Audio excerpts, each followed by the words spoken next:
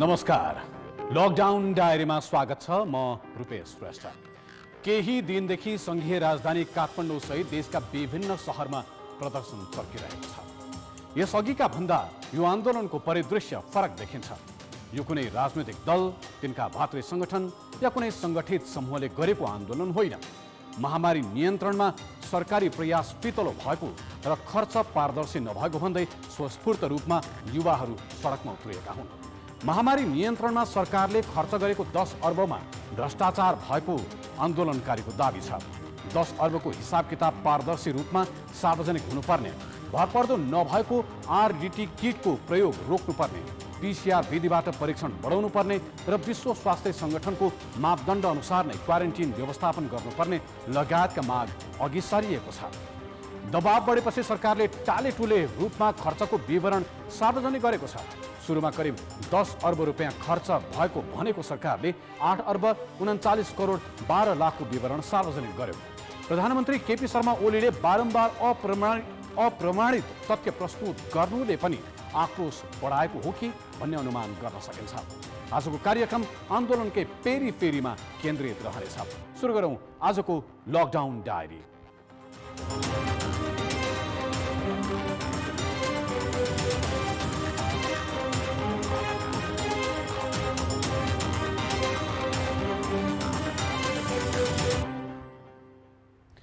विश्वव्यापी रूपमा फैलिएको कोभिड-19 को महामारीको असरले कसलाई छोएन।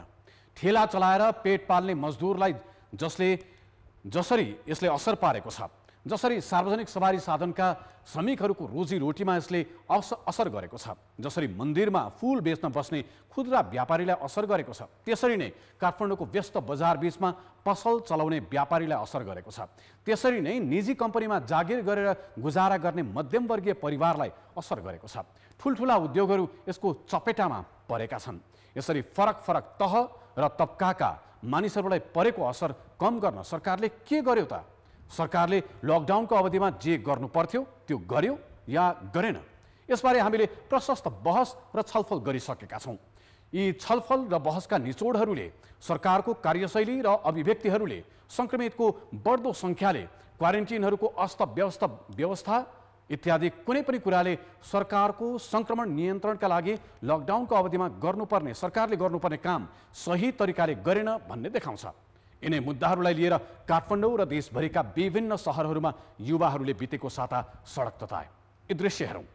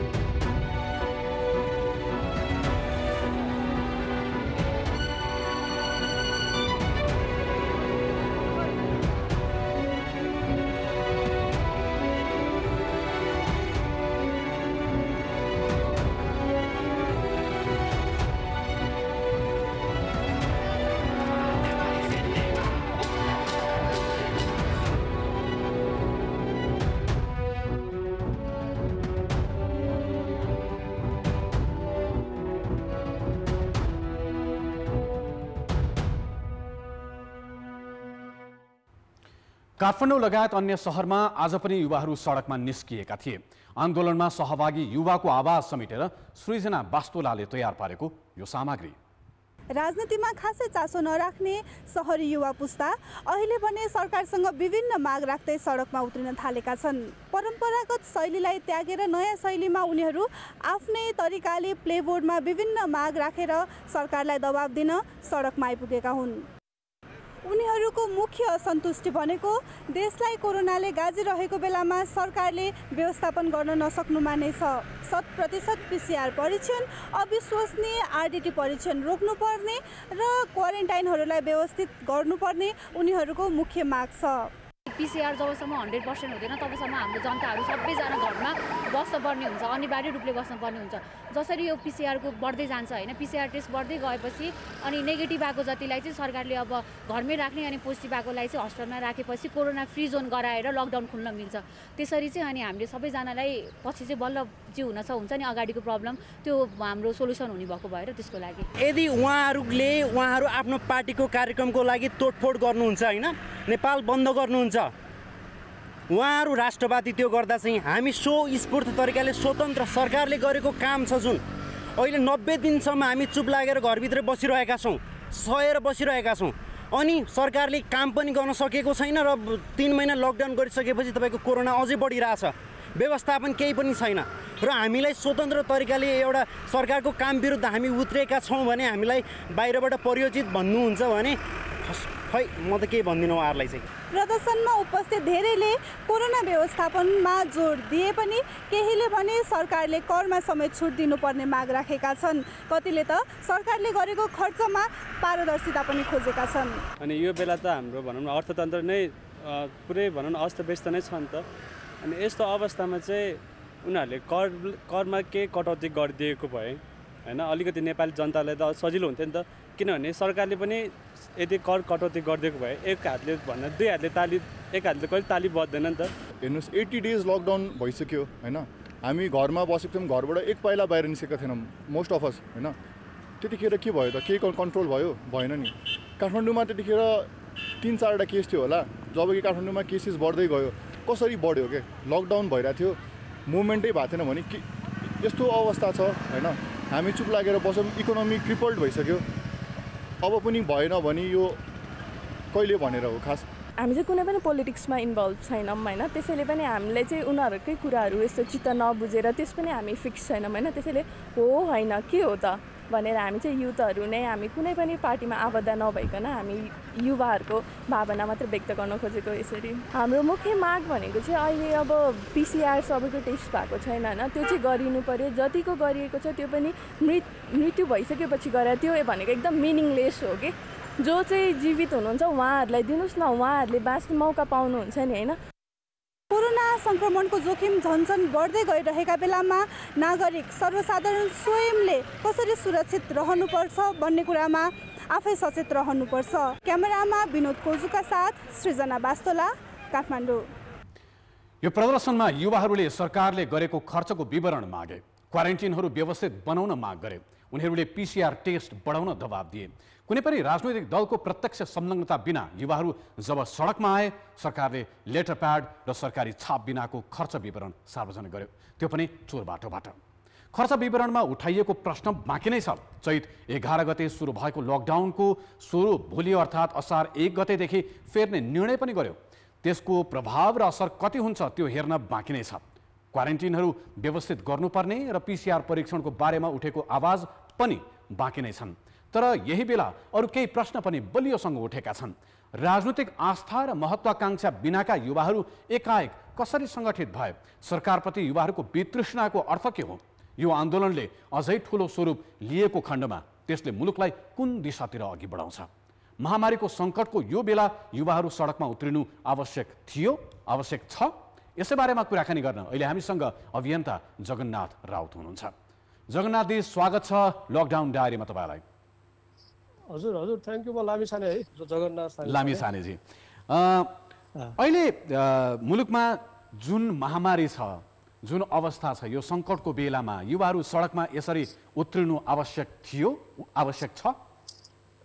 यो अति नै भइसके पछाडि उत्रिएको हो होइन। यो जुन खालको हामी एउटा परिस्थितिबाट गुजिरहेका छौँ, यसमा सबैभन्दा संवेदनशील र जिम्मेवार सरकार हुनुपर्ने थियो। तर हामीलाई 80 दिनसम्म लकडाउनमा राखेर जब कुनै पनि एउटा बेसिक जिम्मेवारी सरकारले पुरा गर्न सकेन र त्यसको एउटा साङ्केतिक विद्रोहको स्वरूपमा चाहिँ आउन आवश्यक थियो र युवाहरू आएका पनि हुन्। अब यसको प्रभाव चाहिँ के हुन्छ त? अहिले 7 दिन 8 दिन जति भइसक्दाखेरि बिस्तारै सेलाउन आँटेको छ आन्दोलन। अहिले सेलाउने कुरामा यस्तो भयो कि यो कस्तो भने अब एक थरी अब पब्लिक हेल्थको हिसाबमा पनि युवाहरू सजग छन्। हामी सधैँ भिडभाड गरिरहँदाखेरि यसले कस्तो परिणाम ल्याउन सक्छ भन्ने कुरा हो।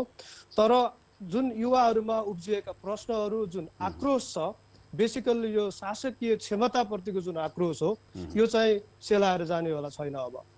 तर यो अघि पनि मैले भने महामारीको बेलामा युवाहरू सडकमा उत्रिरहँदाखेरि एक खालको प्रश्न के पनि उब्जिएको छ भने संक्रमण बढाउने सेतु कतै यो नै हुँदैन भन्ने प्रश्न पनि उठिराखेको छ। विज्ञहरूले पनि यो कुरा सुझाएका छन्।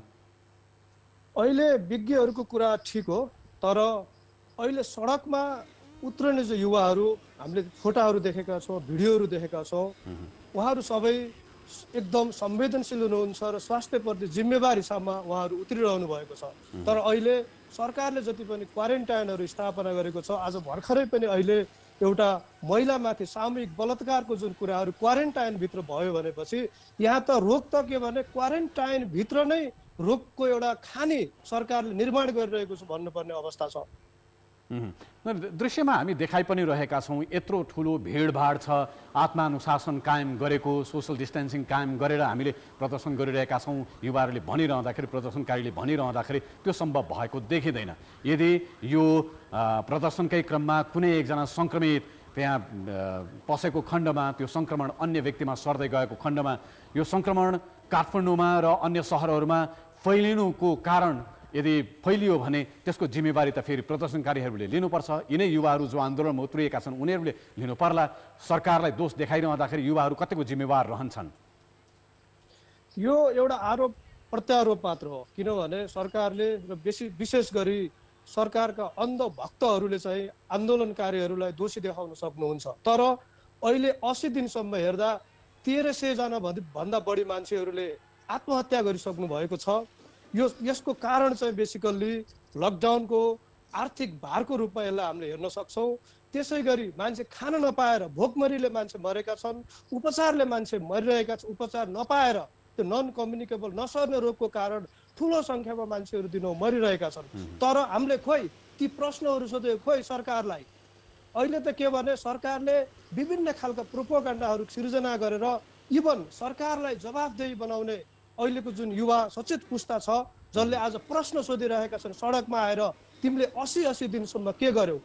नेपालको भन्दा ठुलो जनसङ्ख्या भएको वुहानमा 80 दिनमा त कम्प्लिटली त्यो व्यवस्थापन गरेर सहरलाई खुला छोड्यो। तर हामी त अहिले 80 दिनको लकडाउन पछाडि अझ अर्को महामारीको सङ्घारमा गइरहेका छौँ। हाम्रा बिजनेसहरू, हाम्रा सबै अब खालको चाहिँ आर्थिक गतिविधिहरू ठप्प छन्। अहिले लाखौँ मान्छेहरू देशभित्र बेरोजगार भइरहेका छन्। यो सम्बन्धी न राजनीतिक दलहरूभित्र बहस छ, न सदनमा बहस छ। यसलाई छाडेर अहिले उल्टो सरकारलाई जवाफदेही बनाउनको लागि यो समयमा पनि भ्रष्टाचार गर्नेहरू र बेसिकल्ली जुन एउटा दण्डहीनता छ, मान्छे जे गरे पनि अहिले यो बिचमा भ्रष्टाचारीहरू अझ टाउको अझ ठडाएर हिँडिरहेका छन्। उनीहरूलाई त्यो कानुनी दायरामा ल्याउन सरकारको कुनै प्रयत्न देखिँदैन र आफ्ना सम्पूर्ण असक्षमता जति छन् यो कुनै पनि हालतमा क्षम्य छैनन्। र आन्दोलनकारीहरू जो युवाहरू छन् उनीहरू यो कोरोना सङ्क्रमणको लागि दोषी छैनन् र यदि यहाँ महामारी भयो भने पनि यसको सरकार सञ्चालकहरूले नै यसको पूर्ण जिम्मेवारी लिनुपर्ने हुन्छ। तर यो आन्दोलनको लक्ष्य कहाँ, यो कतिसम्म तन्किन सक्छ? यसो भनिरहँदाखेरि म गलत छैन भने तपाईँ पनि यो आन्दोलनमा कतै न कतै केही हिसाबले संलग्न हुनुहुन्छ वा तपाईँको सहयोग छ के?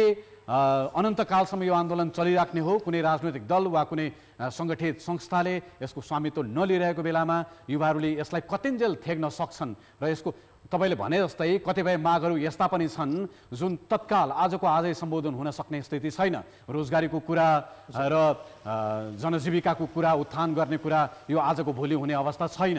यो कतिन्जेल चल्न सक्छ? यो आन्दोलन अब अझ ठुलो रूपमा बढ्छ। योभन्दा धेरै ठुलो आन्दोलन अब हामीले केही महिनाभित्र देख्न सक्छौँ, किनभने अहिले सरकार सञ्चालकहरू अझै पनि सुतेर बसेका छन्।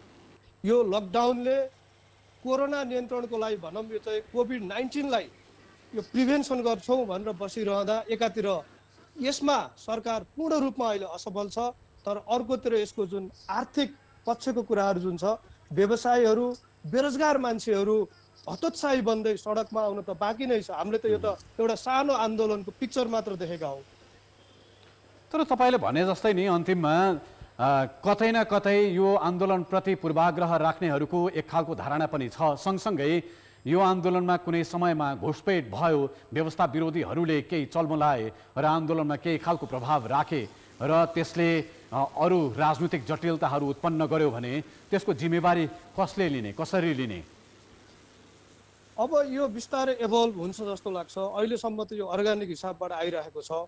यो आन्दोलन मैले भन्दा पनि म चाहिँ यो जुन एउटा ग्रुप छ कोभिड-19 एनफ इज एनफ भन्ने, त्यसमा भएका 2 लाख सदस्यहरूमध्ये म पनि एउटा सदस्य मात्र हो। तर यसलाई बेसिकल्ली यसको व्यवस्थापन गर्ने समूह छ। त्यहाँ मभन्दा पछिल्लो पुस्ता हुनुहुन्छ, उनीहरू बेसिकल टिनेजरहरू, यङ जेनेरेसन हो अहिलेको पुस्ता। तर यसमा जुन व्यवस्था विरुद्ध भन्ने कुरा यो आन्दोलन जाँदैन र यसलाई जाने हिसाबमा पनि यसको ओपिनियन अथवा त्यसको डाइरेक्सन हुनेवाला छैन। तर हो, तपाईँले भनेकै त्यो नेतृत्वले कसरी निर्देशित गर्छ? किनभने प्रदर्शनमा हामीले देखेका छौँ जुन प्ले कार्डहरू देखाइएका छन्, जुन नाराहरू उठाइएका छन्, ती नाराहरू कतिपय असान्दर्भिक नाराहरू पनि उठाइएको भनेर प्रश्न गरिएको छ। त्यसलाई कसरी निमित्यान्न पार्ने? व्यवस्था विरोधीहरू सक्रिय नहोलान्, अघिल्ला आन्दोलनहरूमा जसरी भनिन्छ भिजिलान्तेहरू प्रवेश गरे भनिन्थ्यो, त्यस्तो प्रवेश नगरून् भनेर कसरी इन्स्योर गर्न सकिन्छ? अब त्यसमा त अब आन्दोलनको आफ्नो मागहरू यसले लिन खोजेको दिशा भ्रष्ट बनाउने कुरा हुन्छ। अहिले तत्कालको लागि यो आन्दोलन कोभिड-19 को सेरोफेरोमै क्वारेन्टाइनलाई व्यवस्थित गर्ने, पिसिआर टेस्टिङ चाहिँ मान्छेहरूमा जुन आवश्यक पर्नेहरूलाई 100% पिसिआर को जुन कुराहरू छ त्यसको त्यो पहुँच त्यसलाई सुनिश्चित बनाउने कुराहरूमै केन्द्रित हुने हो। तर अब यसको आन्दोलनको भोलि मागहरू बढ्दै जाँदा, स्वरूप बढ्दै जाँदा यसमा यसले नै नेतृत्वहरू जन्माउनेछ। किनभने हामीले हिजो अकुपाई बालुवाटारको केसमा पनि सुरुमा यसै गरी नै हामीहरू हिँडेका थियौँ, तर बिस्तारै यो इभल्भ हुँदै जान्छ। यो आन्दोलनले आफै पनि नेतृत्व जन्माउँछ र हामी केमा प्रष्ट हुनु जरुरी छ भने अहिले युवाहरूको आवाज भनेको व्यवस्था विरोधी होइन, यो कुनै पनि हालतमा व्यवस्था विरोधी आन्दोलन हुँदै होइन, तर यो असक्षम जुन नेतृत्व छ यसको विरोधको आन्दोलन हो। अहिले शासकीय क्षमताको प्रश्न हो। हामीलाई व्यवस्थाको परिवर्तन गर्नेहरूले अब हामीले यत्रो ठुलो आन्दोलन गऱ्यौँ भन्दैमा जे बन्ला त्यही गर्ने र एउटा बेसिक एउटा राज्य सञ्चालनको क्षमता पनि प्रदर्शन नगर्ने हो भने यो पुस्ताले यिनीहरूलाई अब शासक मानेर बस्नेवाला छैन र यसको सुरुवात के भने सहरबाट हुन्छ र यो सहर केन्द्रित आन्दोलन पनि हो। अहिलेको शासकहरूले समयमै बुझ्न जरुरी छ। धन्यवाद यहाँलाई। हुनुहुन्थ्यो अभियन्ता जगन्नाथ लामिछाने। स्वास्थ्य मन्त्रालयले कोभिड नियन्त्रणका लागि झन्डै 10 अर्ब रुपियाँ खर्च भएको बताएपछि आन्दोलनकारीहरूको मुख्य प्रश्न नै त्यो 10 अर्ब कहाँ र कसरी खर्च भयो भन्ने बन्यो। आन्दोलनको दबावपछि 10 अर्ब खर्चको विवरण त सार्वजनिक गरियो, तर घुमाउरो बाटोबाट स्वास्थ्य मन्त्रालय वा अर्थ मन्त्रालय वा कोरोना रोकथाम तथा नियन्त्रण उच्चस्तरीय संयन्त्र वा कोभिड-19 क्राइसिस म्यानेजमेन्ट सेन्टर अर्थात् CCMC जस्ता कुनै पनि निकायले बोलेनन्। बरु प्रधानमन्त्रीका एकजना सल्लाहकारले आफ्नो सामाजिक सञ्जाल मार्फत खर्च विवरण सार्वजनिक गरे। त्यो विवरण पनि यसरी प्रस्तुत गरियो कि त्यसबारे आधिकारिक निकाय समेत बेखबर जस्तै छन्। विवरणमा उल्लेख तथ्यको विश्वसनीयतामाथि पनि प्रश्न छन्। सङ्कटको बेला सरकार झन पारदर्शी हुनुपर्ने बेला त्यसको सरकारी प्रवृत्ति विपरीत देखिन्छ। सहकर्मी DP उपाध्यायले राष्ट्रिय सूचना आयोगका पूर्व प्रमुख आयुक्तसँग यसैबारे गरेको कुराकानी अब प्रस्तुत छ। यो अहिले कोभिड-19 को लागि सरकारले गरेको खर्चको विषयको नागरिक स्तरबाटै निकै ठुलो दबाव पछि सरकारले एउटा सरकारको आधिकारिक निकाय त होइन तर प्रधानमन्त्रीका एकजना सल्लाहकारले ट्विटर मार्फत यति खर्च भएको छ भन्ने एउटा मोटामोटी सारांश जस्तो विवरण जस्तो मात्रै बाहिर निकाल्दिए। पारदर्शिता विधिको शासन यसै गरी हो देखाउने। नेपालको संविधानको धारा 27 मा प्रत्येक नेपाली नागरिकलाई सूचना माग्ने र पाउने हकको व्यवस्था छ। सूचनाको हक सम्बन्धी ऐन 2064 ले कुनै पनि सार्वजनिक निकायमा रहेको सूचनामा नागरिकको पहुँच स्थापित हुन्छ भनेर स्पष्ट परिभाषा गरेको छ।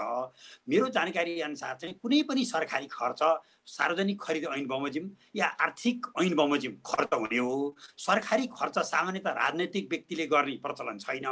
खर्च भनेको चाहिँ नि लेखा अधिकृत र खर्चको जिम्मेवार पदाधिकारी भनेको कर्मचारीबाट खर्च हुन्छ। यसर्थ सरकारी खर्चहरू त सामान्यतः पारदर्शी नै हुन्छ। पारदर्शी खर्च होला, तर त्यसको विवरण सार्वजनिक गर्नु पर्यो भन्नका लागि आन्दोलन गर्नुपर्ने, आन्दोलनबाट पनि ठुलो दबावपछि बल्ल सार्वजनिक गर्ने, त्यो पनि सरकारको औपचारिक निकायले नचिन्ने व्यक्तिबाट प्रधानमन्त्रीका एकजना सल्लाहकारले जारी गर्नु कति ठिक कति बेठिक? वास्तवमा यस्तो हो, कुनै पनि सरकारी अड्डाले गरेको खर्च प्रत्येक महिनामा एउटा सरकारले तोकेको फारम छ, त्यो बमोजिम यो कार्यालयमा यति आम्दानी भयो, यति खर्च भयो भनेर मासिक आफ्ना आम्दानी खर्च सार्वजनिक गर्नुपर्ने कानुन व्यवस्था छ। प्रत्येक 3-3 महिनामा चाहिँ सूचनाको हक सम्बन्धी ऐन बमोजिम स्वतः प्रकाशन गर्दा पनि आफूले गरेको खर्च सार्वजनिक गर्नुपर्छ। कहिलेकाहीँ विशेष परिस्थितिमा विशेष निर्णयबाट कुनै खर्च भएको छ भने त्यस्तो खर्चहरू प्रेस विज्ञप्तिको माध्यमद्वारा, मिड द प्रेसको माध्यमद्वारा सार्वजनिक गर्न सकिन्छ। अहिले कोभिड-19मा मैले बुझेको एउटा त सरकारी बजेटबाट खर्च भइरहेको छ, त्यो सम्बन्धित निकायका सम्बन्धित सचिव, महानिर्देशक, विभागीय प्रमुख र लेखापालहरूले त्यो खर्च सार्वजनिक गर्न सक्नुहुन्छ। र जहाँसम्म कोषबाट खर्च भएको रकम छ, त्यो कोष सञ्चालनको निमित्त एउटा छुट्टै कार्यविधि बनेको हुनुपर्छ। त्यो कार्यविधिमा पनि पारदर्शिताको व्यवस्था छ। यसर्थ सम्बन्धित पदाधिकारीहरूले आफूले गरेको खर्च पारदर्शिता गर्न कुनै कठिनाइ छैन।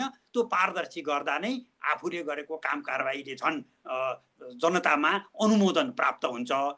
सरकारी काम कारबाहीका खर्चहरूलाई कुनै किसिमले लुकाउन, त्यसका सूचना प्रवाह नगर्न को निमित्त कानुनले कसैलाई पनि फुर्सद दिएको अवस्था छैन। तपाईले भने जस्तो यस अगाडि 3-3 महिना कम्तीमा आफ्नो सरकारी निकायले, हरेक सरकारी निकायले आफूले गरेका खर्च विवरणहरू सार्वजनिक गर्थे। पछिल्लो समय यी सबै बन्देज लगाइएको छ अघोषित रूपमा। अहिले सरकारी निकायबाट ती पनि जारी हुँदैनन्। मैले भन्न खोजेको वा तपाईसँग जान्न खोजेको कुरा, सरकारी निकायबाट भएको खर्च प्रधानमन्त्रीका सल्लाहकारले सार्वजनिक गर्ने, त्यो पनि मोटामोटी रूपमा कानुनी रूपमा वैध हो वा सरकारी अधिकारीहरूले नै गर्नुपर्छ यो विवरण सार्वजनिक, त्यो पनि पूर्णतया पारदर्शी ढङ्गले? यसो हो, म पूर्व प्रमुख सूचना आयुक्त र नेपाल सरकारको पूर्व सचिवको नाताले यति भन्न सक्छु, सरकारका खर्च पारदर्शी हुन्छन्।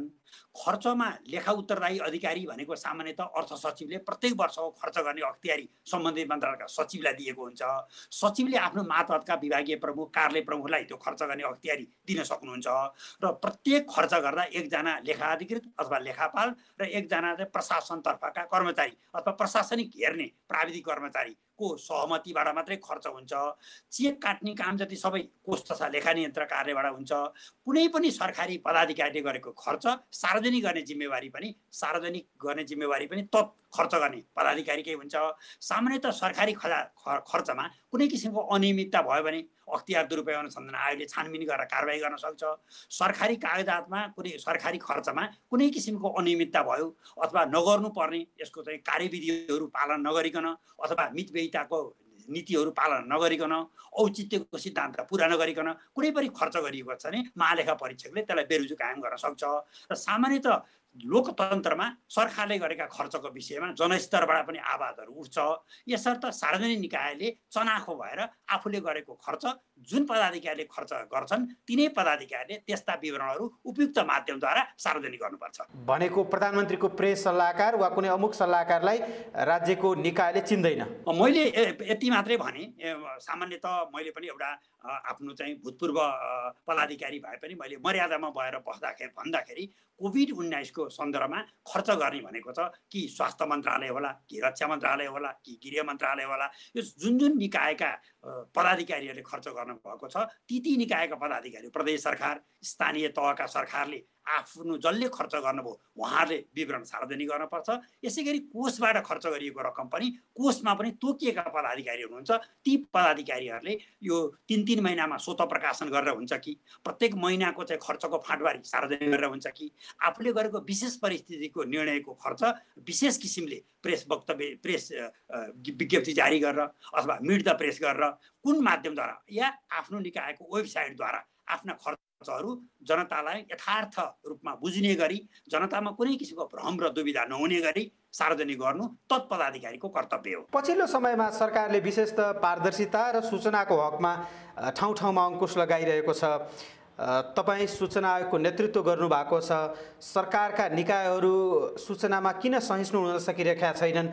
तपाईँले के अनुभव गर्नु भएको छ? मेरो 5 वर्षमा मैले प्रमुख सूचना आयुक्त पदमा रहँदा पनि केही सूचना दिन केही मानिसहरूले केही पदाधिकारीले अलमल गर्नुभएको थियो। उहाँलाई राम्रोसँग कुरा बुझाएपछि लोकतन्त्रमा जनता नै सर्वशक्तिमान हुन्, जनता नै यस मुलुकका मालिक हुन्, हामी जनताका सेवक हौँ। यसर्थ हामीले जनताको पक्षमा गरेका काम कारबाहीमा हामीले कुनै किसिमको असुजिलो मान्नु पर्दैन। आफूले गरेका काम कारबाही जति सार्वजनिक गर्न सक्यो त्यति नै हामी लोकप्रिय हुन सकिन्छ भन्ने अर्थमा हामीले 3 जना आयुक्तले काउन्सिलिङ गर्ने गर्थ्यौँ र हाम्रो कार्यकालमा चाहिँ निकै नै सूचनाहरू सार्वजनिक भएको मेरो अनुभवले बताउँछ। तर पनि संसारभरिका सार्वजनिक पदमा बस्ने व्यक्तिहरू चाहिँ सार्वजनिक निकायले गरेका काम कारबाही चाहिँ भरसक सार्वजनिक गर्न नपाए हुन्थ्यो, कमभन्दा कम सूचना दिन पाए हुन्थ्यो, सूचना खटाइ दिन पाए हुन्थ्यो भन्ने प्रवृत्ति हुन्छ। तर अरू अन्य प्रकृतिका सूचनामा यस्तो सोच राखिए पनि सार्वजनिक खर्च व्यवस्थापन भने पूर्णतः पारदर्शी हुनैपर्छ। वास्तवमा यो भ्रष्टाचार भनेको पनि यो सार्वजनिक खर्चमा नै हुने कुरा हो। कुनै व्यक्तिमाथि नैतिकताको प्रश्न उठ्ने भनेको पनि सार्वजनिक खर्चमै हो। यसर्थ सार्वजनिक खर्च गर्ने पदाधिकारीहरू खरो उत्रिनै पर्छ र तिनले गरेका खर्चहरू आफूले पारदर्शी विधिसम्म ढङ्गले खर्च गर्नुपर्छ र विधिसँग ढङ्गले सार्वजनिक पनि गर्नुपर्छ। पारदर्शिता गर्न आनाकानी गरिरहेका छन्, हिचकिचाइरहेका छन् भने त्यहाँ शङ्का गर्ने ठाउँ त भयो नि होइन? त्यो पारदर्शिता शङ्का कतै खर्च गर्दा केही गल्ती भएको छ कि भन्ने शङ्का झन् बलियो भएन? यस्तो हो, वास्तवमा सूचनाको हक सम्बन्धी कानुनले कुनै पनि नागरिकले कुनै निकायले गरेका काम कारबाहीको बारेमा जान्न चाहेमा सूचना माग्न पाउने हक छ। यसर्थ कुनै नागरिकले सूचना माग गरेपछि सम्बन्धित निकायले दिन अटेरी गर्यो भने राष्ट्रिय सूचना आयोगले त्यसमा पुनर्वेदन आदेश जारी गर्छ र त्यसमा पनि अटेरी गर्नलाई दण्ड समेत गर्न सक्ने कानुनी व्यवस्था छ। यो त एउटा कानुनी बाटो हो। तर मैले अघि नै बताएँ, सामान्यतः सरकारका नीति नियमहरू छन्। नीति नियम अनुसार चाहिँ ती आफूले गरेका काम कारबाहीहरू सार्वजनिक गर्नुपर्छ। सार्वजनिक गर्न नसक्दाखेरि सार्वजनिक पदाधिकारीहरू सार्वजनिक जीवनमा एक प्रकारले आम जनसमुदायको प्रश्नवाचक चिन्हभित्र आइपुग्छन्। यसर्थ सार्वजनिक पदमा बसेको मान्छेले आफूमा कति पनि भय नराखिकन जनताको पक्षमा आफूले गरेको निर्णय, जनताको पक्षमा आफूले गरेको खरिद सम्बन्धी निर्णयहरू, गरिएका खर्चहरू, त्यसको पारदर्शिता अवलम्बन गर्न कुनै किसिमले पनि असजिलो असुविधा आफूलाई महसुस गर्न हुँदैन। लोकतन्त्र पनि आम जनताबाट उठेको करबाट सार्वजनिक निकाय सरकारी निकायहरू चल्छन्। आम जनताको करबाट उठेको रकममा भएको खर्च आम जनतामा पारदर्शी ढङ्गले प्रस्तुत गर्नु सार्वजनिक पदाधिकारीहरूको लोकतान्त्रिक कर्तव्य हो। अन्त्यमा एउटा प्रश्न, यति ठुलो रकमको पारदर्शिताको प्रश्न सडकदेखि सदनसम्म उठ्यो, सरकारको निकायबाट त आएको छैन, तर प्रधानमन्त्रीका एकजना सल्लाहकारले झारो टार्ने हिसाबले खर्च विवरण भनेर कुनै लेटर प्याड नभएको, कसैले हस्ताक्षर नभएको सार्वजनिक त गरे। यस्तोमा महालेखा नियन्त्रणको कार्यालयको भूमिका के हुन्छ यो रकमलाई पारदर्शिता बनाउन? यदि बदमासी भएको छ भने उसलाई सार्वजनिक रूपमा जवाफदेही बनाउनका लागि अब महालेखा परीक्षक नियन्त्रणको कार्यालयको भूमिका के हुन्छ? सामान्यतः हाम्रो नेपालमा के छ भने महालेखा परीक्षकले चाहिँ वर्षभरिमा खर्च गरिसकेपछि अडिट गर्ने चलन हुन्छ। महालेखा नियन्त्रण कार्यालयले आन्तरिक अडिट गर्न पाउँछ। कुनै किसिमको शङ्काको दायरा उठ्यो भने अख्तियार दुरुपयोग अनुसन्धान आयोगले त्यसमा छानबिन गर्न सक्छ। आन्तरिक रूपमा कुनै कमी भएको छ भने राष्ट्रिय सतर्कता केन्द्रले पनि त्यसलाई हेर्न सक्छ। यदि चाहिँ ठेक्कापट्टा खरिद सम्बन्धी कुनै कागजात छ, कुनै मुद्दा मामिला पर्यो भने सार्वजनिक खरिद अनुमोदन कार्यालयले पनि हेर्न सक्छ। प्रधानमन्त्री कार्यालयले पनि अन्य मन्त्रालयबाट भए कुनै पनि निर्णयको विषय छ भने यसमा सम्बन्धित निकायका पदाधिकारीहरूले यस्ता विवरणहरू, यस्ता सूचनाहरू आम जनतालाई चित्तबुद्धि गरी आफ्नो विश्वसनीयता कायम राख्नको निमित्त र विधिको शासनअनुसार नै सबै खर्च गरिएको छ भनेर स्पष्ट देखाउने एकमात्र माध्यम भनेको सूचनाको हक हो। आफूले गरेका काम कारबाही, आफूले गरेका खर्चको पारदर्शिता प्रस्तुत गरियो भने नै आम जनतामा आशंका मेटिन्छ भन्ने नै मैले आफ्ना धारणा राख्न सक्छु। त्यस्तोमा अलिकति पछिल्लो समय कन्जुसाइ भइरहेको पाउनु भएको छ तपाईँले? अलि मन नपराएको जस्तो आफ्नै किसिमले यसो बाहिर हेरिरहँदा बेला बखतमा चाहिँ पत्र पत्रिका विभिन्न सञ्चार माध्यममा यस्ता गुनासोहरू आइरहेका छन्। यस्तो गुनासो आएकोमा मलाई पनि टिप्पणीको निमित्त आग्रह गरिरहँदा मैले सम्बन्धित पदाधिकारीहरूलाई भन्ने गरेको छु, वास्तवमा आफूले गरेको काम कारबाही नबिराउनु नडराउनु भन्छ। आफूले विधिसम्म ढङ्गले खर्च गरिएको छ, निर्णय गरिएको छ, काम गरिएको छ भने त्यो कुरो जनतामा सार्वजनिक गर्नै पर्छ। आफूले सूचना प्रवाह नगरे पनि जनताले कानुन बमोजिम सूचना माग गरे दिनै पर्छ। आफूभन्दा तालुक निकायले यो सूचना दिनुहोस् म सार्वजनिक गर्छु भने पनि सार्वजनिक हुन्छ नै। र वर्षको अन्त्यमा महालेखा परीक्षाबाट पनि रुजु बेरुजु हुन्छ र त्यो विवरणहरू सार्वजनिक हुन्छ। कुनै छानबिन गर्ने निकायले छानबिन गरेछ, अदालतमा केस गएछ भने पनि ती विषय सार्वजनिक हुन्छ नै। यसरी जबरजस्त अरू कुनै निकायबाट सार्वजनिक गराउनु भन्दा सम्बन्धित पदाधिकारी जसले खर्च गर्नुहुन्छ, जसले निर्णय गर्नुहुन्छ, उहाँले नै आफूले स्वाभाविक रूपमा सार्वजनिक गर्दा एक प्रकारले आफ्नो पर्सनालिटी, आफ्नो व्यक्तित्व पनि, आफ्नो छवि पनि यथावत समाजमा रहिरहन्छ। यसले नागरिकमा संशय पनि पैदा हुँदैन भनेर सुझाव दिने गरेको छु। हस्, हुन्छ सर, धन्यवाद यहाँलाई समय र विचारका लागि। हस्। राष्ट्रिय सूचना आयोगका पूर्व प्रमुख आयुक्त कृष्णहरि बास्कोटासँग कुराकानी गर्दै डिपी उपाध्याय। फेरि आन्दोलनकै कुरा गरौँ। सडकमा देखिएका युवाहरूको उमेर समूह 25 देखि 30 को हाराहारीमा देखिन्छ। मास्क, झोला र पानीको बोतलसहित व्यवस्थित रूपमा ओर्लिएका उनीहरूले बोलेका नाराहरू पनि यसभन्दा अघि सुनिने नाराहरूभन्दा अलग देखिए। कतिले उनीहरूले प्लेकार्डमा लेखेका नाराहरूमाथि नै प्रश्न पनि उठाए। राजनीतिक प्रशिक्षण नभएका युवाहरू किन उत्रिन्छन् यसरी सडकमा? राज्यले यसलाई सम्बोधन गर्ने तरिका के हो? यसबारे कुराकानी गर्न हाम्रो सम्पर्कमा अहिले हुनुहुन्छ समाजशास्त्री दिनेश प्रसाईं। स्वागत छ यहाँलाई दिनेशजी लकडाउन डायरीमा। धन्यवाद। तपाईँले पनि हेर्नुभयो सडकमा युवाहरू, कुन उमेरका युवाहरू निस्किएका छन्, उनीहरू कसरी निस्किएका छन्, हामी अनुशासित भएर निस्किएका छौँ, सामाजिक दूरी कायम गरेका छौँ भनेका छन्, उनीहरूले देखाएका प्ले कार्डहरू पनि तपाईँले हेर्नुभयो। यस्तो अवस्थामा विशेष गरी महामारीको यो जोखिमको बेलामा, सङ्क्रमण फैलिन सक्ने जोखिमका बावजुद सरकारले चेतावनी दिँदै पनि युवाहरू यसरी निस्किनुपर्ने अवस्था किन आउँछ? तपाईँको समाजशास्त्री आँखाले हेर्दाखेरि यसलाई कसरी हेर्नुहुन्छ? एउटा चाहिँ के भनौँ भनेदेखि यो सरकारको द्वैध चरित्र देखिएको छ कि उहाँहरूले आफ्ना भातृ सङ्गठनहरू र आफ्ना पार्टी सम्बद्ध व्यक्तिहरू, समूहहरू को चाहिँ उद्घाटन कार्यक्रमहरू जहाँ चाहिँ मान्छे भिड देखिन्छन् त्यस्तोमा चाहिँ उहाँहरूले अथवा आफ्ना आफू सम्बद्ध भातृ सङ्गठनहरूले कुनै पार्टीको विरुद्धमा जुलुस निकाल्ने आदि कामहरू चाहिँ यो लकडाउन अवधिभर पटक हामीले देख्दै आएका छौँ। तर एउटा आक्षेप के लगाइएको छ भने जो युवाहरू स्वस्फूर्त रूपमा र एकदमै जिम्मेवारीपूर्वक, सायद नेपाली समाजले यस्तो किसिमको जिम्मेवारीपूर्वक गरिएको सामाजिक आन्दोलन अहिलेसम्म देखेको थिएन होला। युवाहरू आएका छन्, सामाजिक दूरी कायम राखेका छन्, मुखमा मास्क लगाएका छन्, सेनिटाइजर बोकेका छन् र अधिकांश रूपमा केही छिटपुट अपवादहरू यस्तो अभियान आन्दोलनहरूमा हुने भए तर अधिकांश रूपमा उनीहरू आफ्नो असन्तुष्टि एकदम शालीनतापूर्वक व्यक्त गर्न, आफ्ना अधिकारहरू माग गर्न र सरकारप्रतिको सरकारलाई उत्तरदायी बनाउन चाहिँ उनीहरू सडकमा आएको मैले देखेको छु।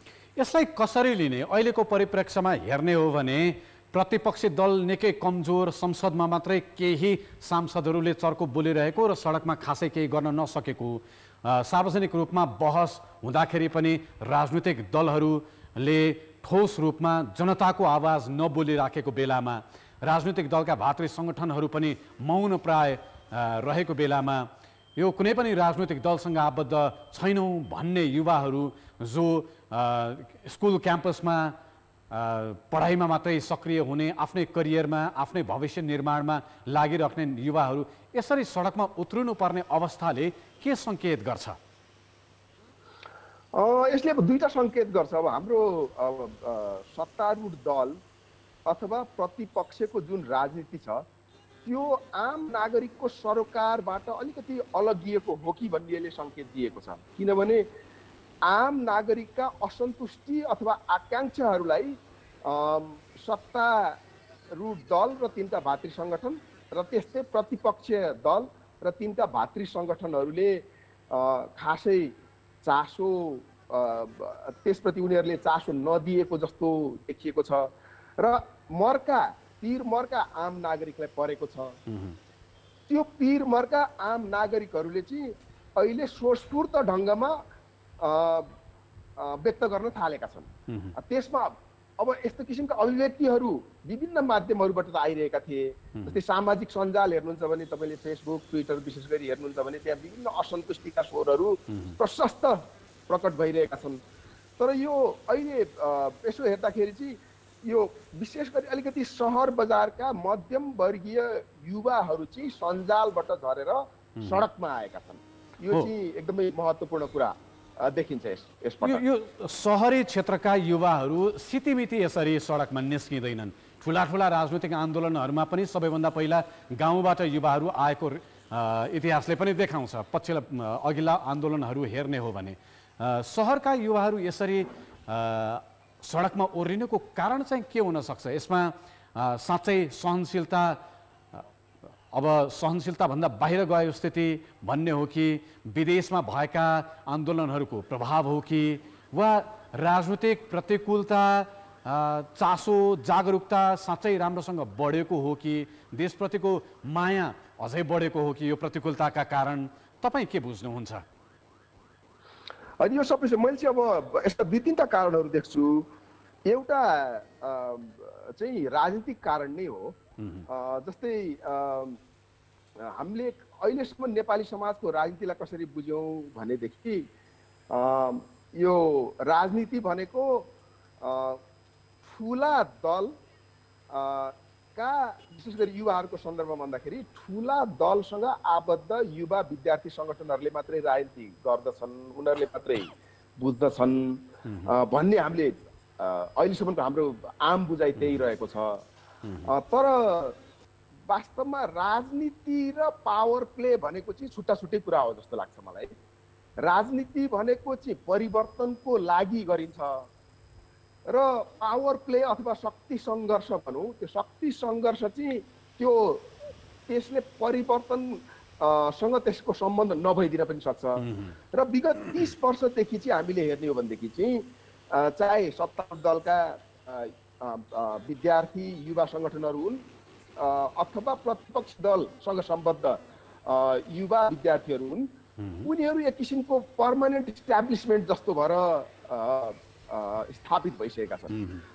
त्यसैले उनीहरूले यो परिवर्तनको जुन आम मानिसको हुटहुटी छ र विशेष गरी यो कोरोना महामारीले सृजना गरेको अहिलेको एकदम विषम परिस्थिति छ, त्यसले डिमान्ड गरेको, त्यसले माग गरेको परिवर्तनलाई चाहिँ यी ठुला राजनीतिक दल सम्बद्ध युवा विद्यार्थी सङ्गठनहरूले चाहिँ मुखरित गर्न नसक्दाखेरि चाहिँ यो मिडल क्लास सहरी युवाहरू जो सुसूचित छन्, यो हामीले सोच्नु हुँदैन कि उनीहरू सडकमा नआएको मतलब चाहिँ उनीहरूले संसार बुझेका छैनन्, राजनीति बुझेका छैनन्, उनीहरूले भ्रष्टाचारका मुद्दा बुझेका छैनन्, उनीहरूले कसैलाई ठुलाई र विशेष गरी दल सम्बद्ध मानिसहरूलाई चाहिँ उनीहरूलाई चैन र आम नागरिकलाई ऐन भएको कुराहरू यिनीहरूले बुझेको छैनन् भन्ने चाहिँ हामीले अब बुझ्नु हुँदैन जस्तो लाग्छ। र अर्को मुख्य कुरा चाहिँ अर्को के छ भनेदेखि यसको चाहिँ यो पर्सनल हेज बिकम पोलिटिकल भन्छु कि म चाहिँ, होइन? यो व्यक्तिगत अब समस्याहरू चाहिँ राजनीतिक रूप ग्रहण गर्न थालिसके र यसमा धेरैलाई पिरमर्का छ। हामीले यो नबुझौँ कि अहिले मजदुरहरू पीडित छैनन् र उनीहरूलाई रिस उठेको छैन भन्ने पनि नबुझौँ, है? व्यवसायीहरू पीडित छैनन् भन्ने पनि नबुझौँ, है? गृहिणीहरू पीडित छैनन् भन्ने पनि नबुझौँ, सबै छन्। यी सँगसँगै नेपालका युवाहरू पनि पीडित छन् र उनीहरू चाहिँ अलिकति मुखरित हुन सके, यसमा अलिकति रिस्क हुन सके, अलिकति अर्गनाइज हुन सके।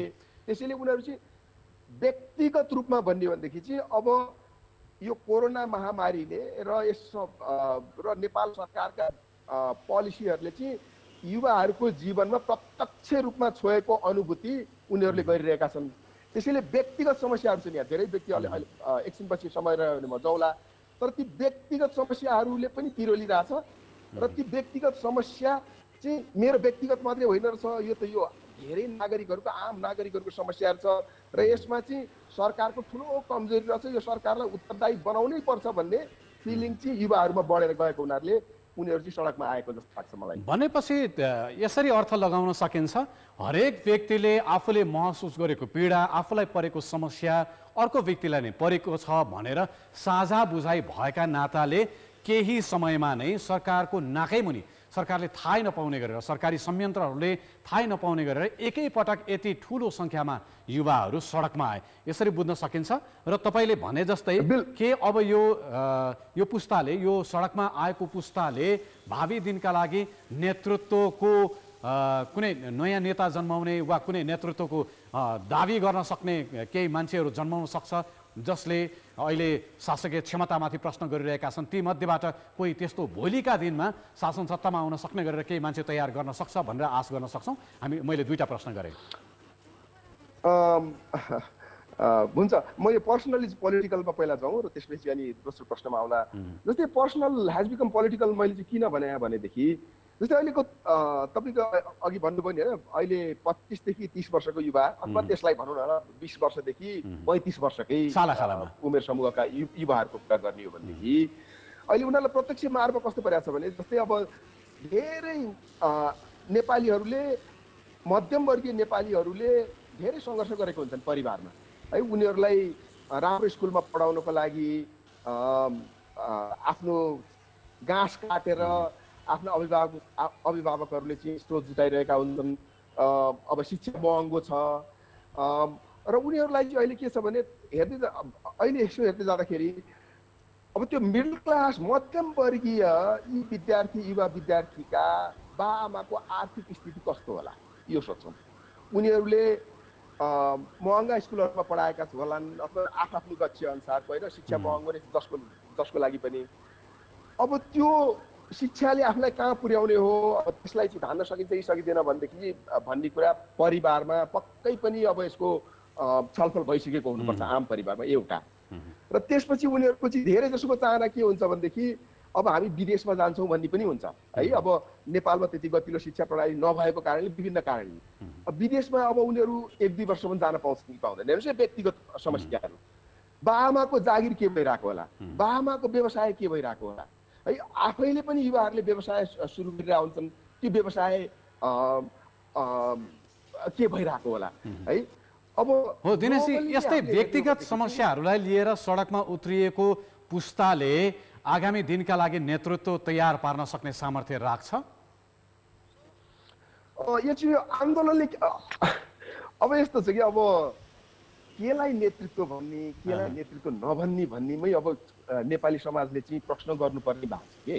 जस्तै तपाईँले अब एकदम तयार भएको प्रमाणित भएको नेतृत्व हाम्रो प्रधानमन्त्रीज्यूलाई मान्ने हो भनेदेखि होइन, उहाँको त एकदमै लामो अनुभव छ। तर यो महामारीको समयमा है अरू यहाँभन्दा अगाडिको कुरा छोडिदिउँ, संरचनागत हिसाबले ठुला पार्टीका ठुला नेताहरूले विगत 30 वर्षदेखि है के गरिरहनु भएको छ र देशको स्थिति कहाँ छ भनेपछि एकदमै नेतृत्व क्षमता भएका नेताहरू उहाँहरू हुनुहुन्थ्यो भनेदेखि त देशको स्थिति त्यस्तो हुन्न थियो नि त है। त्यहीँनिर मैले प्रश्न गर्न खोजेको, हिजोसम्म डर्टी पोलिटिक्स राजनीति भनेको फोहोरी खेल हो भन्ने युवाहरू जब सडकमा उत्रिएका छन्, यसलाई खबरदारीको एउटा प्रदर्शन एउटा अभियानको रूपमा मात्रै लिने, जसरी योभन्दा अगाडि अकुपाई बालवाटार भयो, निर्मला बलात्कार हत्याकाण्डमा जसरी युवाहरू सडकमा उत्रिए त्यस्तै खालको खबरदारीको एउटा आन्दोलनको रूपमा मात्रै बुझ्ने, वा यसबाट अरू पनि केही अपेक्षा गर्न सकिन्छ? यिनीहरू राजनीतिमै आउन सक्छन् भन्ने अपेक्षा गर्न महत्त्वाकांक्षा हुन्छ वा अलिक बढी अपेक्षा गरे जस्तो हुन्छ? अहिले यसै भन्न त सकिन्न होइन। केही युवाहरू त जस्तै अब सङ्गठित रूपमै अब विवेकशील नेपाली दल मार्फत राजनीतिमा प्रत्यक्ष रूपमा आइसक्नु भएको छ होइन। अब त्यसले अहिले अब राष्ट्रिय पार्टीको आकार ग्रहण गरिसकेको छैन। तर अब त्यसबाहेक पनि यो नेता भनेको आन्दोलन अभियानले जन्माउने हो कि।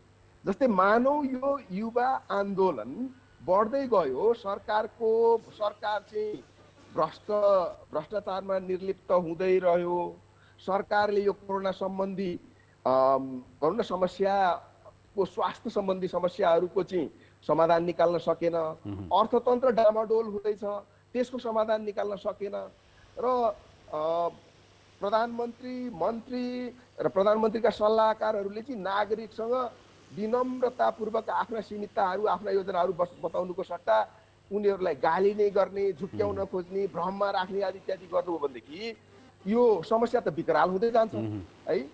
त्यसले त अब मानिसहरू सडकमा आउँछन्, मानिसहरूले परिवर्तन खोज्छन् र त्यसमा युवाहरू पनि अहिले अब पोलिटिक्स इज डर्टी होइन, politics is a dirty game भनेर बसेर मात्रै त आफ्नो समस्या त समाधान हुँदो रहेछ भन्ने उनीहरूलाई लागेर यो आन्दोलन अभियान बढ्दै गयो भनेदेखि त यो आन्दोलन अभियानलाई ले नै नेतृत्व जन्माउने हो कि नेतृत्व भनेको त्यत्तिकै अब जन्मेर आउँदैन कुनै पार्टीको भातृ सङ्गठनको कुनै पद ओगट्ने बित्तिकै त्यो एकदमै स्थापित नेतृत्व स्थापित हुन्छ भन्ने पनि छैन र अहिले मेरो विचारमा चाहिँ नेपालमा मात्र नभएर विश्वभरि नै परिवर्तनको माहौल हुन्छ अब किनभने कोरोना भनेको यो चान्चुने विषय होइन यसले ल्याउने परिवर्तन यो स्वास्थ्यको मात्रै कुरा होइन आर्थिक सामाजिक सांस्कृतिक रूपले मान्छेहरू चाहिँ एकदमै अब राजनीतिप्रति सचेत हुनै पर्ने बाध्यता छ त्यसैले सरकार अलि गतिलो भएन र हाम्रा एक्जिस्टिङ संस्थाहरू चाहिँ राजनीतिक संस्थाहरूले यो आम जनतासँग आफ्नो भनौँ न सरोकार को तादात्म्यता मिलाउन सकेनन् भनेदेखि परिवर्तन हुन्छ र त्यो यहीँनिर अन्तिममा दिनेशजी जसरी अहिले सडकमा युवाहरू निस्किएका छन् योसँग अर्को एउटा जोखिम पनि के देखिन्छ भने यी युवाहरू जो कतिपय राजनैतिक दलमा सक्रिय नेताका छोराछोरी पनि छन् आम बुद्धिजीवीका छोराछोरी पनि छन् एलिट क्लासका भनिएका मान्छेहरू जसरी भनिन्छ अहिले आरोप लगाइन्छ त्यस्तो वर्गका मान्छेहरू पनि छन् मिडल क्लास मध्यम वर्गका मानिसहरूका छोराछोरी पनि छन् जो योभन्दा अगाडि सडकमा आउन रुचाउँदैन थिए अब उनीहरूले जे प्रश्न सोधिराखेका छन् जे माग राखिराखेका छन् त्यो मागको यथोचित सरकारले सम्बोधन नगर्ने हो भने यो पछिल्लो केही दिनको प्रवृत्ति हेर्ने हो भने त्यो देखिन्छ जवाफप्रष्ट रूपमा सरकारले दिइराखेको छैन पारदर्शी रूपमा संवाद गर्न खोजिराखेको छैन यसै गरी कायम रहने हो र युवाहरूले भने जस्तो तरिकाले उनीहरूले चाहेको समयमा जवाफ नपाउने हो भने उनीहरू निराशातर्फ थप धकेलिने सम्भावना पनि हुन्छ नि होइन त्यसो भयो भने के हुन्छ सडकमा उत्रिएका युवाहरूले के गर्लान् भोलि यो प्रश्न पनि त गम्भीर छ नि होइन अन्तिम प्रश्न होइन एकदमै हो अब यस्तो महामारीमा तपाईँले यो महामारी विशेष गरी भनौँ न तपाईँले 1930s संसारभरि यो ग्रेट डिप्रेसन भनिन्थ्यो होइन त्यसले दुईटा पर्सनालिटी एउटा चाहिँ एकदम यसलाई पोलिटिक्सलाई एकदम फार राइटतिर एकदम दक्षिणपन्थतिर उन्मुख गराएको पनि छ त्यसमा एकदम डिक्टेटरसिप पनि आयो होइन भनौँ न तपाईँको नाजिजम फासिजम त्यही सन्दर्भमा आए तर त्यही समयपछि नै अब अमेरिकामा न्यू डिल जस्तो कार्यक्रमहरू आए है त्यसले चाहिँ नयाँ किसिमको डेमोक्रेटिक नेतृत्वहरू पनि जन्माउन सक्छ र म यो एलिट भन्ने कुरा मिडल क्लास होइन अब त्यो डिसमिस गर्ने कुरा अब पहिला पञ्चायत कालमा तपाईँले अखिल र नेभी सङ्घमा लाग्ने मान्छे को थिए ती क्याम्पसमा पढाएको थिए क्याम्पसमा पढ्न को सक्थे जसले स्कुलमा आफ्नो गाउँका मुखियाका छोराछोरीहरू स्कुल जान सक्थे तिनैका छोराछोरी चाहिँ स्कुल पास गर्ने हुन् एसएलसी पास गर्थे र क्याम्पस आउने हैसियत कसको हुन्थ्यो परिवर्तनको भन्न सङ्घारमा परिवर्तनको नेतृत्वमा मध्यम वर्ग सक्रिय हुन्छ र मध्यम वर्ग सक्रिय भएपछि कुनै पनि आन्दोलनहरू चाहिँ मुखरित त्यो आन्दोलनले एउटा अर्थपूर्ण स्वरूप ग्रहण गर्दै जाने हाम्रै एक्सपिरियन्स छ धन्यवाद दिनेशजी हामी संवाद कायम राख्छौँ एलिट भन्नाले चाहिँ अहिले हामीले यी युवालाई भन्ने होइन कि तपाईँको अहिले जसले सर्वहारा वर्गको नाममा राजनीति गरेका छन् ती अरबपति भए छन् करोडपति भए छन् साँच्चीकै र तिनका भातृ सङ्गठनका विद्यार्थीहरू ठेकदार भए छन् र नेपालको साँच्चीकै सम्भ्रान्त वर्ग भनेको यी मध्यम वर्गीय युवाहरू होइनन् सम्भ्रान्त वर्ग भनेको कम्युनिस्ट पार्टीको सर्वहाराको बोल्दै हुनुहुन्थ्यो दिनेश प्रसाई समाजशास्त्री सामाजिक सञ्जाल मार्फत जम्मा भएका युवाले यति बेला देशभर शान्तिपूर्ण प्रदर्शन गरिरहेका बेला सरकारले भने उनीहरूलाई सडक आन्दोलन नगर्न भन्दै कानुनको डन्डा लगाउने सङ्केत देखाइराखेको छ आन्दोलन र सरकारको भूमिकाबारे सहकर्मी डिपी उपाध्यायले कलाकार हरिवंश आचार्यसँग हिजो बिहान कुराकानी गरेका छन् पछिल्ला दिनमा सामाजिक सञ्जाल मार्फत जोडिएका युवाहरू देशव्यापी प्रदर्शन गरिरहेका छन् पिसिआरको मागसहित र अरू केही सामाजिक मुद्दाहरू लिएर कसरी हेरिरहनु भएको छ यो आन्दोलनलाई पिसिआरको माग गर्नु स्वाभाविक कुरा हो र पिसिआर नै एउटा अहिले चाहिँ यो कोभिडको लागि सबैभन्दा नजिकबाट चाहिँ कोभिडलाई चिन्ने एउटा माध्यम हो तर अहिले चाहिँ अब सडकमा आउन चाहिँ हुन्छ कि हुँदैन होइन त्यो चाहिँ धेरै नै सोचेर मात्रै पनि अगाडि बढ्नुपर्ने जस्तो लाग्छ सडकमा जो निस्केका छन् ती युवाहरू हेर्ने हो भने सरस्वती सामाजिक सञ्जालमा तपाईँले पनि देख्नुभयो होला सहरी युवाहरूको अलि बढी बाहुल्यता छ यो आन्दोलन उठाउनमा सरकारको खास गरी प्रधानमन्त्रीका संसदमा दिएका अभिव्यक्तिहरू कति जिम्मेवार छन् कति जनताप्रति कतै अलिकति रेस्पोन्सिबिलिटी नदेखाए जस्तो जिम्मेवारी पनि नदेखाए जस्तो वा अलिक सत्ताको घमण्डले काम गरे जस्तो देखिन्छ कहीँबाट त्यसले मलजल गरेको जस्तो अझ यस्तो हुन्छ, सत्तामा गइसकेपछि सबैलाई घमण्ड चढ्छ। यो सरकारलाई मात्रै पनि होइन, पहिलेको सरकारहरूलाई पनि घमण्ड धेरै सत्तामा बसेपछि घमण्ड चढेको हामीले देखेका छौँ। र यस्तो बेलामा चाहिँ घमण्ड चढ्यो भने पनि घमण्ड चाहिँ व्यक्त गर्नु हुँदैन, किनभनेदेखि मान्छे यो असाध्यै संवेदनशील समय छ। संवेदनशील समयमा जे कुरा गर्दाखेरि पनि एकदमै यसको फिडब्याक के हुन्छ, भोलि यसको मैले आज यो बोल्दाखेरि भोलि यसको अर्थ के लाग्छ भन्ने चिज चाहिँ अलिकति सबै पक्षले होसियारै गरेर बोल्नुपर्छ जस्तो लाग्छ।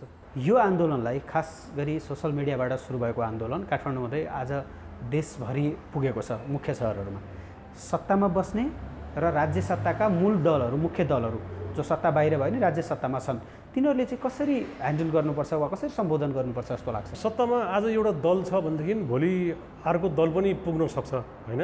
भोलि मेरो पनि दिन आउँछ, आज मेरो दिन छैन भन्ने हिसाबले प्रतिपक्षले त्यो हिसाबमा सोच्नुपर्छ होला। किनभने प्रतिपक्षले अब जनतालाई आह्वान गरेर सडकमा निस्किनुहोस् भन्ने त सुनेको छैन मैले, तर अभिव्यक्तिहरूले गर्दाखेरि चाहिँ कहिलेकाहीँ रगत तातेर आउने खालका अभिव्यक्तिहरू पनि सामाजिक सञ्जालमा आएका छन्। प्रतिपक्षी दलहरूको अभिव्यक्ति नै आछन् र त्यस्तो किसिमको कुराहरू गर्नुपर्छ, प्रतिपक्षले गर्नुपर्छ। तर अहिले चाहिँ मान्छेलाई तताउने हो कि होइन त फेरि, अनि त्यसपछि तताउँदैमा हामी तात्ने हो कि होइन, त्यो चिज चाहिँ सबैले यो अत्यन्त संवेदनशील समय भएको हुनाले जनता, सरकार, प्रशासन, विपक्षी राजनीतिक दल सबैले चाहिँ यो एकदमै संवेदनशील चाहिँ समयलाई हरेक कुराको चाहिँ आज यो भन्यो भने भोलि यसको प्रतिफल यो आउँछ भन्ने कुरा विचार गरेर अगाडि बढ्नुपर्छ भन्ने म चाहन्छु। यस्तो गम्भीर अवस्थामा उठेको आन्दोलनमा पनि सरकारले अलिकति कानुन, अलिकति डन्डा लगाउन खोज्ने वा कानुनको त्रास देखाउन खोज्ने, जेल हाल्छु जरिवाना तोक्छु भन्ने देखाएको छ। यो बाटो पनि सरकारको ठिक छ? ठिक छैन, किन जेल राखेर अब कानुनले मात्रै समाधान गर्न सकिँदैन, व्यवहारले समाधान गर्नुपर्छ र सरकार पनि एकदमै संयमित हुनुपर्ने जरुरी छ। किनभने यस्तो बेलामा भड्कियो भनेदेखि फेरि सम्हाल्न नसक्ने स्थिति हुनसक्छ। त्यसैले सबैभन्दा ठुलो जिम्मेवारी त सरकारकै हो। सरकार नै संयम हुनुपर्छ जस्तो लाग्छ। र कानुन त अब कानुनको बाटो त चोरलाई लगाउने हो, लट्ठी चोरलाई हान्ने हो होइन। अब जनतालाई लट्ठी हानेर कानुनको बाटो देखाएर चाहिँ समाधान गर्नुभन्दा पनि जनतासँग चाहिँ अनुरोधै गर्नुपर्छ, अनुरोध गरेरै जनतासँग माग्नुपर्छ सरकारले। सरकार सानो भइदिनुपर्छ जस्तो लाग्छ मलाई। जनताका कुरा सुनिदिनुपर्छ। जनताभन्दा सरकार सानो हुनु भयो भनेदेखि प्रब्लम सल्भ हुन्छ। एउटा यसैमा देखिएको यो आन्दोलनमा प्रष्ट नेतृत्व कसैको पनि छैन। यो कुरा आन्दोलनकारीले, राज्य पक्षले कसरी लिनुपर्छ? यदि आन्दोलनकारीमा भोलि अरू कुनै खालको नेतृत्व आएर हावी भयो भने त्यसको जोखिम के हुनसक्छ र यसलाई राज्यले कसरी ह्यान्डल गर्नुपर्छ तपाईँको अनुभवले? यो सबभन्दा डेन्जर कुरा यो हो, किनभने आन्दोलनमा र फलाना दलको नेतृत्व छ भनिसकेपछि यसको राम्रो नराम्रो पक्षको चाहिँ जिम्मेवारी त्यही दल हुन्थ्यो नि। त्यस कारणले यो अब भिड आइदियो भनेदेखि, भिडले नेतृत्व गरिदियो भनेदेखि अनि जिम्मेवारी भिड त जिम्मेवारी हुँदैन नि। त्यस कारणले भिडलाई चाहिँ अब मैले भने सरकार सानो भएर भिडलाई नियन्त्रण गर्नुपर्छ। यति बेला सरकारमा बसेकाहरू, त्यहाँ भएका दलका नेताहरूको अभिव्यक्ति कति संयमित हुनु जरुरी छ? स्वयं प्रधानमन्त्रीका कतिपय अभिव्यक्तिहरू विज्ञानलाई चुनौती दिने खालका, रिसर्चलाई, वैज्ञानिकलाई चुनौती दिने खालका छन्। त्यसले पनि यो आन्दोलनलाई बल दियो भन्छन्। के आग्रह छ तपाईँको त्यस्ता अभिव्यक्तिमा? संसार एकदमै धेरै विकासको चाहिँ चरम सीमामा पुगेको हामी देख्छौँ अनि हाम्रो देशको युवाहरूमा पनि त्यो त्यस्तै होस् भन्ने चाहना छ, क्या आशा छ। त्यस कारणले चुनावकै बेलामा पनि नेताहरूले धेरै ठुल्ठुलो आशाको कुराहरू गर्नु हुँदैन। म सरकारमा आएँ भनेदेखि यस्तो गर्छु, उस्तो गर्छु, यस्तो गर्छु, उस्तो गर्छु भन्ने कुराहरू धेरै आश्वासनहरू दियो भनेदेखि पछि सरकारमा आइसकेपछि हाम्रो देशको साधन स्रोत र देशको भौगोलिक अवस्था यी कारणले गर्दाखेरि त्यो चुनावमा जति कमिटमेन्ट दिएको हुन्छ, जनतालाई आश देखाएको हुन्छ, त्यो चिजहरू जुन सरकार आए पनि पूर्ति गर्न सक्दैन, किनभने हामीसँग त्यस्तो ठुलो स्रोतै छैन। त्यस कारणले म सरकारमा पुगेँ भनेदेखि यति मात्रै काम गर्न सक्छु, तपाईँहरूले मलाई भोट दिनुहोस् नदिनुहोस् भनेपछि चुनाव जित्नको लागि जे पनि भन्नु हुँदैन र चुनाव जितिसकेपछि पनि धेरै आश्वासन बाँड्नु हुँदैन। त्यो आश्वासन बाँड्यो भनेदेखि चाहिँ त्यो पूर्ति हुन सकेन भनेदेखि चाहिँ नि असन्तुष्ट हुन्छन्। घरकै जस्तो हुन्छ नि, बाउ आमाले चाहिँ तँलाई यस्तो गरिदिन्छु उस्तो गरिदिन्छु, यति पढिस् भनेदेखि म तँलाई यसो गरिदिन्छु भन्यो भन्छ नि, त्यति अनुसार भएन भनेदेखि घरमै पनि त असन्तुष्ट व्यक्त गर्छ नि। हरिवंश आचार्य कलाकार डीपी उपाध्यायसँग कुराकानी गर्दै देशमा कोरोना महामारी दिन प्रतिदिन उकालो लागिरहँदा कसैले सोचेको पनि थिएन काठमाडौँ र अरू सहरमा अचानक सयौं युवा सडकमा उत्रिनेछन् भनेर। तर भयो त्यस्तै। यो आन्दोलनलाई सरकारले र सत्तारूढ दलले उदार नजरले हेर्न चाहेन। कतिपयले यसलाई सहरी युवाको बचपनाको रूपमा पनि व्याख्या गरे। तर आफ्नै पेसा, व्यवसाय र करियरको दौडमा मग्न रहने युवाहरू देशका बारेमा गम्भीर छन् भन्ने यो आन्दोलनले देखाएको छ। जागरुक युवाहरूको यो सङ्घर्षले देशको भोलिको अनुहारलाई पनि केही हदसम्म उजागर गरेको छ। हाम्रो टिप्पणी। काठमाडौँ त्यसमा पनि प्रधानमन्त्री निवासको बाहिर हुन लागेको प्रदर्शनबारे सरकारी निकाय बेखबर जस्तै थिए। सरकारले त प्रदर्शन कत्रो र कस्तो स्वरूपको हुन्छ भन्ने सुईको समेत पाएन। परिणामतः मङ्गलबार बालुवाटारमा दर्जनौं संख्यामा युवाहरू पुगे र राज्य संयन्त्रभित्र बौलाएको व्यतिथि सार्वजनिक पदाधिकारीको जवाफदेहीविहीनता शैली र प्रस्तुतिको विरोधमा सडक तताए। लकडाउनका बीचमा पनि त्यति ठूलो संख्यामा युवाहरू बालुवाटार पुगेपछि आत्तिएको प्रहरी प्रशासन लाठी र पानीको फोहरा बर्साउन पुग्यो।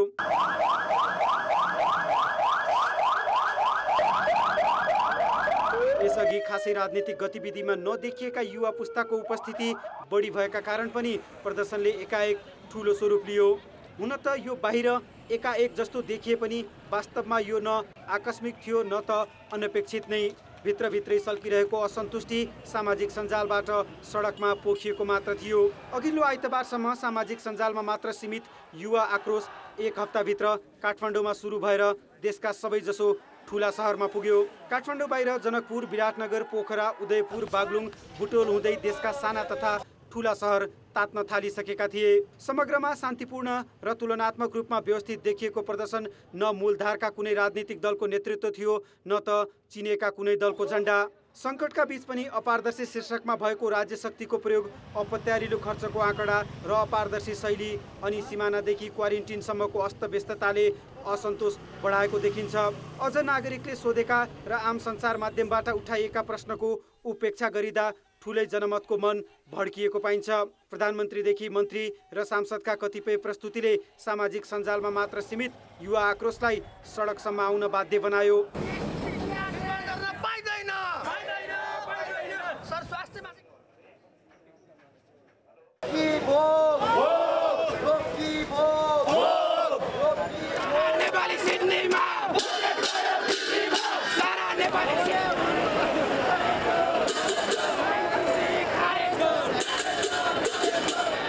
सडकमा जस्ता नारा लगाएर युवा आए त्यसले पनि अहिलेको शासकीय शैलीप्रति नयाँ पुस्ता असन्तुष्ट मात्र छैन, चनाखो भएर खबरदारी गरिरहेको छ भन्ने देखाएको छ।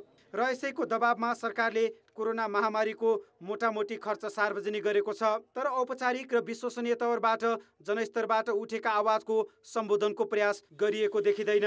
सरकार मात्र होइन, मूलधारका दल र तिनीहरूले कार्यशैली नसुधार्ने, व्यतिथिलाई नै प्रशय दिने र जनताप्रति इमान्दार नहुने हो भने युवा पङ्क्ति मौन बसिरहने छैन भन्ने प्रष्ट सन्देश यो प्रदर्शनले दिएको छ। लोकतन्त्रमा राज्यलाई जवाबदेही बन्न दबाब दिने एउटा शक्तिशाली हतियार शान्तिपूर्ण प्रदर्शन नै हो। तर जुन पुस्ताले सुशासन र विधिको शासनका लागि दबाब दिइरहेको छ उसले सचेत हुनुपर्ने कुरा के पनि छ भने व्यवस्था विरोधी तथा निहित राजनीतिक स्वार्थ बोकेका समूहको घुसपेटबाट पनि यस्ता अभियानलाई जोगाउनुपर्छ। साथै सरकारलाई दबाब दिने बाटो सडक सङ्घर्ष अनन्तकालसम्म होइन भन्ने हेक्का पनि आन्दोलनकारीमा हुनुपर्छ।